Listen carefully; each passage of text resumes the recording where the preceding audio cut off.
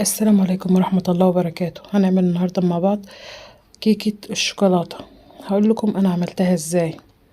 انا حطيت في الخلاط معلقتين شوكولاتة خام، كوباية لبن، وزيت عشان القوام يتقل. بقيت اصب كده شوية بشوية لغاية ما القوام تقل. اخدت كوباية من الخليط ده وكوباية سكر. اخدت كوباية من الخليط ده وسبت الباقي في الخلاط. هحط عليها البيض وما تنسوش الفانيليا. دي المكونات السائلة. هضربها في الخلاط وهحطها على الدقيق والبيكنج باودر.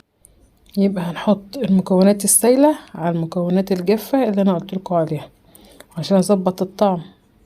حطيت كمان كوباية سكر هنا. هحط المكونات السائلة مع المكونات الجافة ونقلب في اتجاه واحد وما نقلبش كتير لغاية القوام ما يتجانس ونبطل تقليب. حاولي ما تقلبيش كتير عشان ما تفرغش الهواء اللي فيها زي ما انتوا شايفين كده.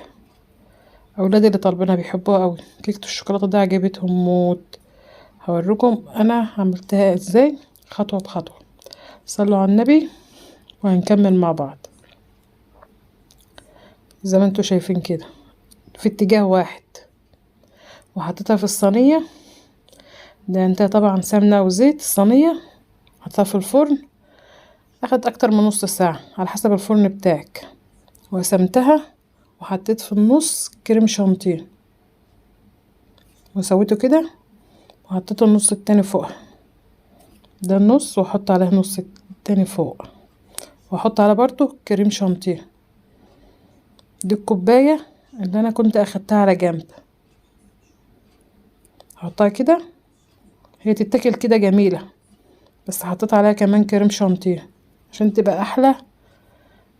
ولو جربتوها هتلاقوها جميلة وهتعجبكم. قطعتها بالشكل ده. وانت عندك فاكهة حط مانجا حط فراولة مفيش مشكلة. هتزود الطعم وهتخليها كمان احلى واحلى. ما تنسيش اللايك والاشتراك للقناة. امل يوسف. دي بعد ما قطعتها كانت ممتازة. جربيها.